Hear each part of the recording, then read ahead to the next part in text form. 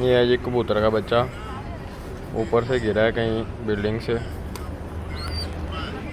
कल से बेचारा भूखा था, आज हम इसे खाना खिला रहे हैं पट्टी साहब।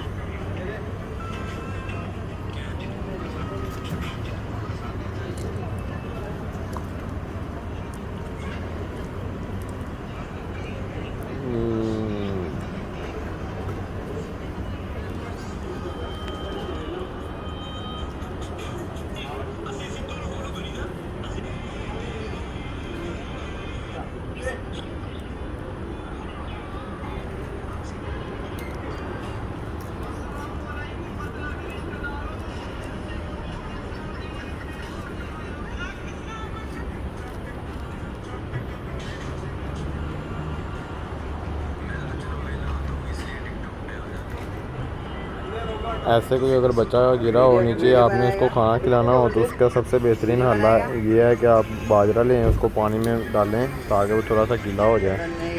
उसके बाद आप इसको पकड़ के और खिला दें। अगर खुश खिलाएंगे तो इसके गले में पोट में जम जाएगा।